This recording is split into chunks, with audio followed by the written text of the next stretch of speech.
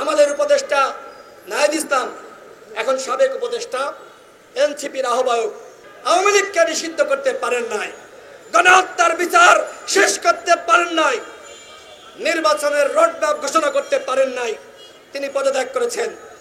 এইবার আসি আওয়ামী লীগের নিষিদ্ধের বিষয়ে।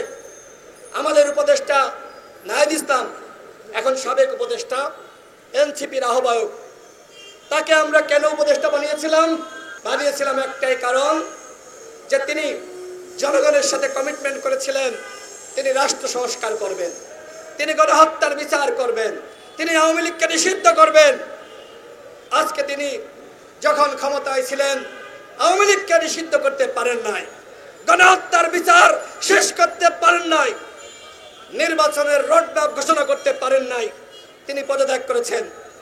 সরকারের থেকে যে কাজ করা যায় সরকারের বাইরে এসে সেই কাজ করা যায় না বন্ধুগণ। সুতরাং নাহিদ ইসলামকে বলবো, আপনি ভুল করেছেন। আপনি যদি গণহত্যার বিচারটা ঠিক মতন করতে পারতেন, প্রয়োজনীয় রাষ্ট্র সংস্কার শেষে একটি নির্বাচন উপহারে দেশের জনগণকে দিতে পারতেন, তাহলে আজীবনে দেশের মানুষ আপনাকে মনে রাখত।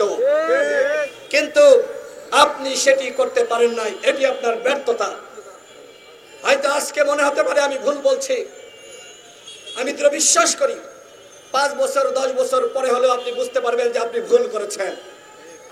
এখনো পর্যন্ত পুলিশের 80% আওয়ামী লীগের, এই সচিবালয় আওয়ামী লীগে ভরা। আওয়ামী লীগের সুবিধাভোগীরা ডিসি হয়েছে, এসপি হয়েছে, সচিব হয়েছে।